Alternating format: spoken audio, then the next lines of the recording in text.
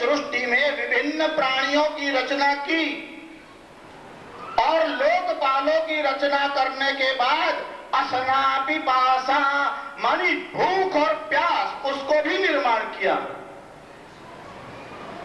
अब ये असना पिपासा मानी भूख और प्यास वे भगवान के पास गई और कहा कि हमें ऐसी जगह दो कि रहने में आनंद आवे। भगवान ने कहा मेरा सर्जन तो बहुत सुंदर है। जैसे ये लोग यांत्रिक मानव बनाते हैं ना, वैसे भगवान ने गौ बनाई और उस भूख और प्यास को कहा कि देख ये मेरी रचना कैसी है।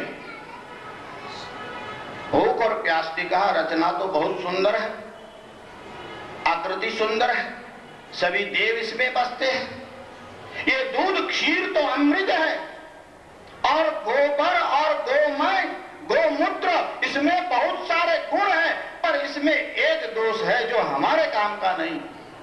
क्या है? एक गाय को तो केवल नीचे की ओर ही दांत होते हैं, ऊपर दांत ही नहीं, इसलिए हम बोलते हैं हॉर्स पावर मानी अश्व शक्ति। किसी ने डॉग पावर बोला, लायन पावर बोला, टाइगर पावर बोला। मांस खाने से तो बुद्धि भ्रष्ट होती है और आप एग्रेसिव होते हो, शक्ति नहीं होती। कुत्ता भांगता भला है, ताकत नहीं होती। ताकत तो घोड़े में होती है। घोड़े को बताया, बहुत प्रसन्न हुई, असना पिपासा, कहा दोनों तरफ दांत है, बहुत शक्ति है। इसका एक दोष है कि भूख लगे तभी खाता है, बाकी नहीं खाता। फिर मनुष्य को बताया और इतनी प्रसन्नता हुई भूख और प्यास को। आहा, क्या जगह है निवास के लिए। यही एक प्राणी ऐसा है बिना भूख के भी खा सकता है, बिना प्यास के भी पी सकता है। और यह मत समझना कि अनाज खा सकता है, गौ का चारा भी खा जाता है। ऐसे हरामी हरामी है। इनकी प्यास तो यहां तक नहीं बुझती। आप पानी की बात करते हो, ये तो दूसरे का रक्त भी पी जाए तो भी इनकी प्यास नहीं बुझती।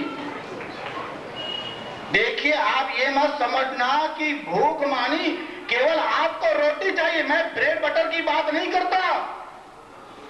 यह भूख भी कई प्रकार की होती है। उसमें एक कीर्ति की भी लालसा मानी भूख होती है। एक चेले चेलिया बनाने की भूख होती है। हमारा संप्रदाय बढ़ रहा है, कर क्या रहा? बोले महाराज की आयु जो है उम्र 600 वर्ष की हो गई है। ओहो, क्या किया 600 वर्ष में? चलम फूंकते बैठकर, खिलाड़ी पढ़ाते, क्या करते हैं? आप कितने जीते हो, आपकी अवस्था आयुष्य क्या है? अरे काकोपि जीवति चिराय बलिंच भुंक्ते। ये कौवे 400 वर्ष जीवित रहते हैं, फायदा क्या?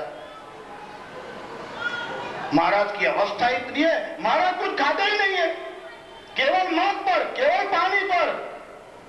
यह जो भैंसा है ना, वह केवल घास खाकर रहता है। आत्मज्ञानी हो गया क्या? नहीं, अनशन करते, कुछ खाता ही नहीं है।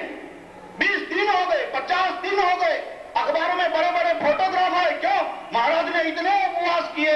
अरे सांप केवल वायु भक्षण कर जीवित रहता है, कोई गुणी हो गया क्या?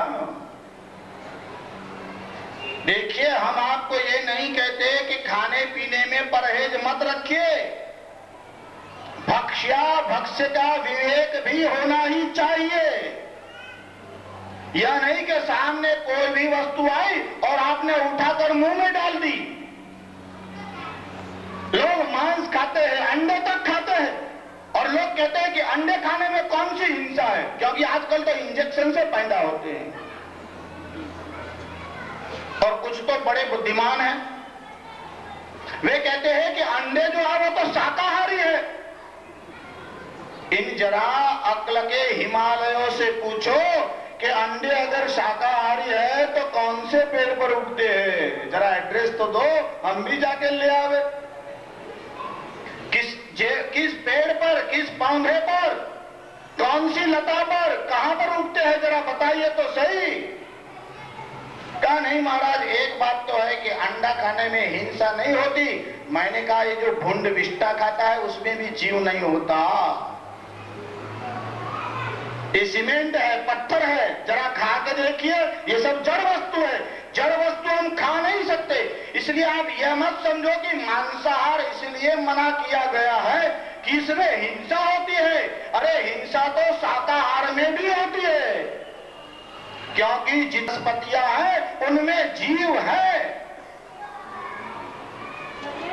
अगर मनुष्य सजीव वस्तु न खाए तो वह खुद भी निर्जीव हो जाए। जो लोग ऐसा बोलते हैं कि हिंसा होती है इसलिए मत खाओ, उनको कहो पत्थर खाओ, सीमेंट खाओ, कांच खाओ, प्लास्टिक खाओ, स्टील खाओ, रबर खाओ, ब्रास पीतल खाओ, सोना खाओ, चांदी खाओ। अरे इन्हें भी खाना पड़ता है। आलू नहीं खाओगे तो चावल खाओगे, कहां जाओगे? जीव तो है ही। मांसाहार का निषेध है, जीवाहार का नहीं। जीवो जीवस्य जीवनम, मनुष्य मात्र सजीव वस्तु खा सकता है, पर किसी प्राणी को पीड़ा दे करके नहीं।